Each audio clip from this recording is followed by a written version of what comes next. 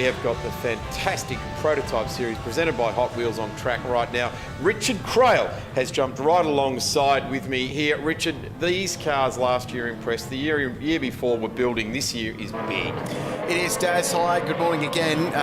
Lovely day for it. Sun shining at the moment here at the Band Motorsport Park.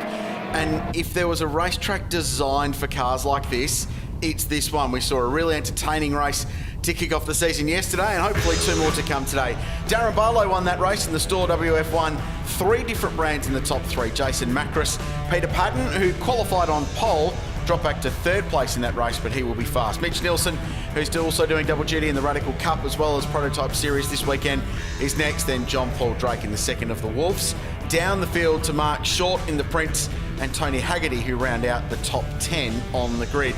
So a bunch of different cars in the top 3 as we roll through. 14th place allowed us in the Radical SR8. So the first time we've had the V8 powered Radical in this field. Mark Lauke, now that's a big story. Car number 1, the defending champion. They've been struggling with what they suspect is either a fueling or an ignition issue on that engine. It's not producing the kind of horsepower it needs. That's why he's way down the field. We'll start this one in 16th place. So if they've got that sorted overnight and they don't know, he's going to be one to watch charging his way through the field. And Rowan Ross in the Radical will go from the back of the field. It's the biggest ever grid in the history of the Australian Prototype Series, presented by Hot Wheels. Hot Wheels celebrating their 50th anniversary of bringing joy into the minds of kids, young and old, with those amazing model cars. I know I've got 150 of the things from my childhood in a box somewhere. I'm going to have to get them out because I think we might be adding to that collection in 2018. I think I've still got the orange bit of plastic where you set the loop up and they go around and then shoot off the other side of the lounge room. Absolutely. Yeah. So rolling start on the right of screen is Jason Macris. He goes from 2nd place in the Wolf GBO8 CN Sports prototype alongside the Store WF1 of Sydney side of Darren Barlow, and it's Peter Patton from the 2nd row of the grid in the Radical SR3 with a very good start, but he's immediately covered off by Barlow, who blocks and drives the car on the white line on the run up into turn 1. Macris looking to go around the outside, but it's our race 1 winner who'll lead a big grid through. What a cool sight, diverse field, lots of different makes and models, and Patton gets squeezed onto the ripple strip at turn 3. Hopefully he came out the other side. Macris aggressive in the early stages. Phil Hughes starting out of 6th there. Looks like he's made his way up to 4th already there in the red and white Target car, or sorry, the TDK type livery there. But Pete Patton is pushing on hard there. Down to turn 6 for the first time. Yeah, so Macris dropped back to 3rd place. That's his teammate JP Drake just in behind. Now Macris gets a good run through turn 7, the first of these 4 ever tightening but almost quickening right hand as the road plunges downhill. There's a big compression as they head down into turn 10, now 11, which is a left-hander. Turn 12, they go right again, so the Wolf gets in front. And while these guys are battling on cold tyres, the little Store, it's a lightweight car, nimble little race car, is pulling away. In fact, Darren Barlow stayed away from the Prototype Series for the last couple of years, and I think he might have been doing a little bit of private schooling on his driving. His driving has become maximum attack, like this guy, Peter Patton, dives down the inside, and good on you, Jason Macris, holding his ground there, and he'll hold on. It's a long run around that left-hander, and this is a strong run down into the next corner. How good's this racing? Wheel to wheel, Patton really aggressive, tried to get down the inside at 14, couldn't do it. Macris gave him just enough racing room to sort of offer the invite, but the RSVP in the end didn't come from Peter Patton. He had to stay back in 3rd place. The lead has disappeared up the road, so Darren Barlow is going to have a very comfortable lead at the end of lap 1. I'll tell you the margin, it's 1.9 seconds. Brilliant first lap for the little Store. Covers right over, takes the fast line this time. Last lap around on the starting lap, he was on the other side of the track there. Very, very wide run into turn 1. There's the run with Hughes and Nielsen getting in there. Here's Lauke. Now, he seems to have found a bit of performance. He's made his way up to 8th. He started well out of the top 10. So it looks as though he's got the West up and running again there. The brightly liveried car number 1. So opening lap, scuffle between Jason Macris and Peter Patton. Terrific bit of racing. So that was early in the lap, and Macris got through the run down the hill into turn 8 and 9. It's seriously quick down there. It's 185 k's an hour in one of these cars. They're going to do it again. Yeah, this is terrific racing. The Radical traditionally has been better in the first and third sectors of the lap. The lighter, more nimble sports racing cars, so the Wests and the Store that's leading the way, they're 200 kilos lighter, have been better through the middle sector. This is a great scrap. Macros under pressure, not giving an inch to the guy who qualified on pole in qualifying yesterday morning. Certainly standing his ground, Jason Macros. He's also, I'm going to say, come of age a little bit as well over the last 12 months. Had a good run last year, but this is certainly a new signal getting on board with the West, and here's Pete Padden again. They're going to look at it every single lap. The strength of the Radical obviously through there. I mentioned that first lap around was a real brave run side by side through there. I mentioned the invite early on, and Macros just keeps opening the door a little bit, saying, come on, come in. And there's a spinner. Around goes the 38 car of Mitch Nelson on the exit of turn number 16. And just cresting up the hill there. Quite a lot of elevation change. He'll live to fight another day, but a top 10 position. Be lucky to be top 20 at the end of that with such a deep and competitive field. Yeah, that's a shame. Mitch and his father Brad are doing a good run in the RAC Cup so far this weekend. Have a look at the way the field's moved right over to cover off that run short into turn one there. Mark Lauke now. This is a good move again. He's managing to tick off some boxes, but he's got Mark Short right in behind him, fellow South Australian, going to run with him. This is good racing in the back of the field and a lot of different cars involved here. You can see the F1000, the FL1 class car on the outside. That's over from WA. It's all being headed up by Mark Lauke, who's climbed up to 7th place. And I still think there's a bit of willing stuff going on in that battle for the lead now, because Macros and Padden and Drake had all caught Darren Barlow. So while these guys have got the World Championship going on for 7th, this is the fight a little bit further up the field. And Padden continues to attack, and they've caught the leader. So this is a terrific scrap. John Paul Drake's going to weigh in on this any second now too, in the black and gold liveried car there as well. So this is going to be a race for 4 out in front. And they do have a gap over 5th place, which is McKay at the moment, of about 6.8 seconds. So they're running well. But this is getting very, very willing here at the moment. Pete Padden is not being shy and putting the nose up the inside there for Jason Macros. And Macros is now giving the same favour off to Darren Barlow. A little bit of a lock-up of a rear tyre under brakes there. How good is that corner at turn 13? It's blind on the exit. You tip the car in and hope it comes out the other side. Now Padden's got a great run here through 14 and 15 and gets up the inside of Macros. So the Radical goes to 2nd place. But Jason will fight back. His teammate just in behind. Still early days for these Wolf GBO8s that come out of Italy. They're a CN spec car. They race in the Asian Le Mans series, bit of European Le Mans competition. In full-blown trim, they're almost as quick as an LMP3 car, if not quicker. The series utilises a balance of performance which levels the playing field, and it's working because we've got 3 different types of cars running wheel-to-wheel for the race lead. The Store in front, revs to 13,500 RPM. It's 510 kilos. The Radical SR3, 10,500 RPM, but it's 700 odd kilos. So they produce their speed differently, but it works out. They're up through turn 1, 2 and 3 now. Jason Macros made the tiniest of errors, just ran wide, and Pete Padden absolutely pounced on that and punished him for making that tiny little error on lap 3. The other thing to think about these cars, Daz, they're so lightweight that they're heavily affected by a crosswind especially. But some of the drivers were telling me on Friday after practice that a headwind up the start-finish straight was the difference between getting to 6th gear. So the headwind was so strong at some point that they were locked in 5th. They couldn't get 6th gear. They literally weren't going fast enough. So remarkable how sensitive these cars are to aero with all the downforce that they produce. Really interesting stuff. So the field continues to scrap it out, and Barlow under pressure. There's still a really good battle going on behind. Lauke has lost a couple of spots to Clare and Haggerty. Good to see Mark Lauke being able to fight back though, languishing outside the top 10 for the car number 1. It was not a good look coming into this race, but he's being able to fight. Phil Hughes now also fighting on there. Of course, the story we saw Greg Rust do covering it off, his relationship with the Danish family. Oh, there's another big run wide, and that's McKay. So Scott's just had an issue there. That's 5th and 6th place Phil Hughes battling it out over the back of the racetrack. That great change of direction.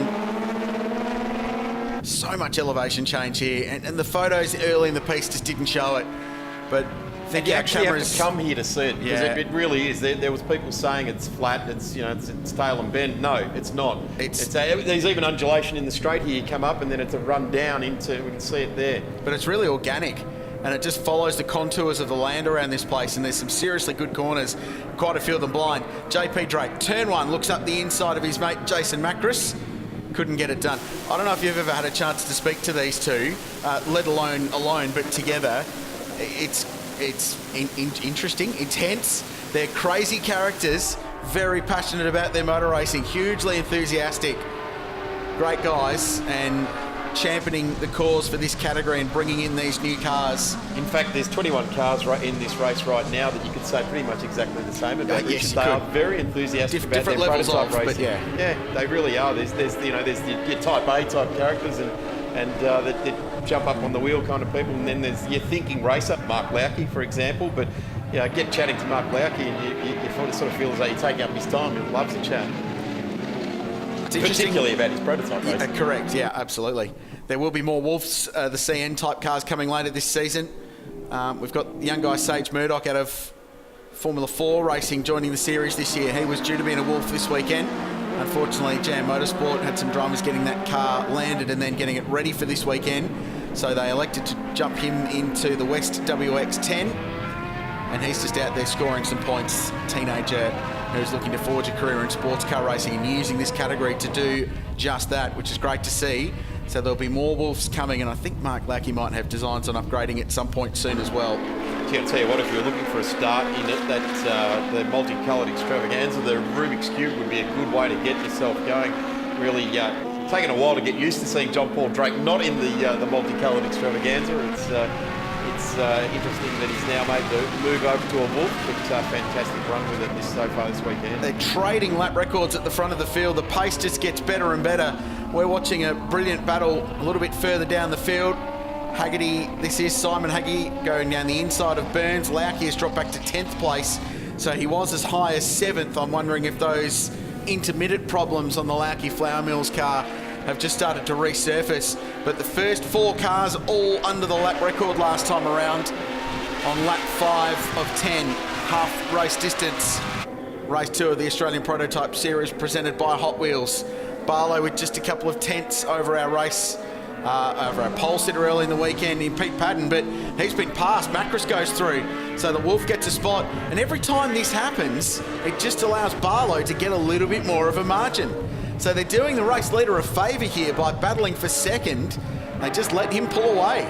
And just on that last lap, Jason Macris has managed to set the fastest lap of the race there as well on lap 5. So half race distance, tick that box off. We're going to continue on. These guys will be enjoying this competition. This is racing at its finest in the Prototype Series, presented by Hot Wheels. It's terrific, isn't it, to see the different cars with their strengths and weaknesses in different points of the racetrack. Padden's Radical seems really stable under brakes. He can get that thing into a corner very well, which is why he's been so aggressive in attacking into the complex they're going through now at 14, then 15, over the hill at turn 16. The road plunges down, it compresses when you get on the brakes, dives down the inside now, good pass, retakes the spot away. Wheel-to-wheel battle now for second place. Macris is under serious heat. Padden will have the right line, squeezes him down, and there's contact, and Macris has a half spin. Brilliant catch. That's a slips catch in cricket, isn't it? Diving away to your left, just get it in your fingers and hold on to it. That's a very skillful catch there. A bit of opposite lock to try and catch it, but it's Padden that now drives away, and he's now falling into the clutches of his teammate. So that was, I'm not sure there was a touch there. I think the car just unloaded itself. No, I think there was, and we'll have another look at it and see. So they're wheel to wheel here, and it's the first time all weekend we've seen any instance of side by side into 18. So Macris sweeps across, lightest little bit of contact. I think Macris was in the clear there. He was clearly in front. There was just as he swept across the lightest little bit of contact, and he had a half spin, gathered it up. It's a quick corner. It's 145k in one of these cars in third gear. And he only lost one spot. Fair bit of trust between the competitors there to be able to do that. Oh, now no. Macris goes around again. He's done it all on his own this time. Yeah, that's getting hasty. Got to contain his thoughts, get the concentration level back up again, take a deep breath. He's just done the full 180 as well, and he'll lose a spot to Phil Hughes. So the Marina Mirage driver will be even more fired up. Remarkably, he's that whole exchange, he's only lost 2 spots, having just broken the lap record. So JP Drake now up to 3rd place. So it's turn 6, it's off camber on the way in, so it's easy to have an oversteer moment, and that's what he did. Middle of the corner, perhaps on the throttle a little bit too early. The Honda engine, 2-litre power in the Wolf, just loops that car around. I blame the Honda engine, but it's probably the right foot. Absolute aero effect, that car. Everything has a roll as we look at the number 80 Radical out there as well now. That's down in 16th place, Brakecoat, running all by himself in the field. Here's Mark Laukie now. Now Mark is fighting away in this race. He's now back down to 14th in car number 1. To get back out through the field. The other big mover in this field coming through to this point is Mark Short as well. So Mark Short has been started well outside the top 10. He's now back down the field again, trying to work his way back through the field. So this is a tough old ask. He's setting himself some pretty hard work. Well, he's shown as being behind Scott McKay, but I think he's a lap down in that Prince LSR. He's certainly shown as being last of the runners on the timing monitor. So the reshuffled order with 3 laps to go is Darren Barlow in front, Peter Padden second, the gap 2.1 seconds as they run up to turn 1. Then it's JP Drake in 3rd place. Now Short is in 7th, so he's got a transponder issue on that car. So they're manually timing him, so he's just popped back up. So he is behind Scott McKay in the number 11 West. Yeah, that is for race position, isn't it? So that is actually a scrap for track position. So Barlow, Padden, Drake, 1, 2, 3. Phil Hughes up to 4th. Having a very consistent weekend with the amazing new livery on his car. It's like, remember the BASF BMW M1 that raced in sports car racing in the 80s, late 80s? That's a very, very faithful reproduction of that.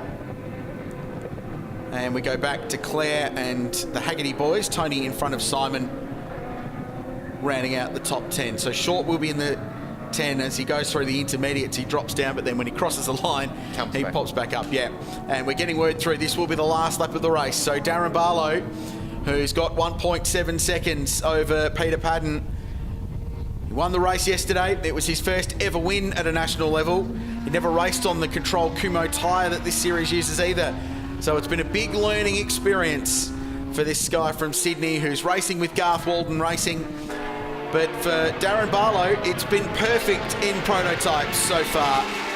2 from 2 at the bend. He leads home Padden, who breaks the lap record on the final lap. The 1:53.48. And one day one of these races is going to come together for the Radical driver.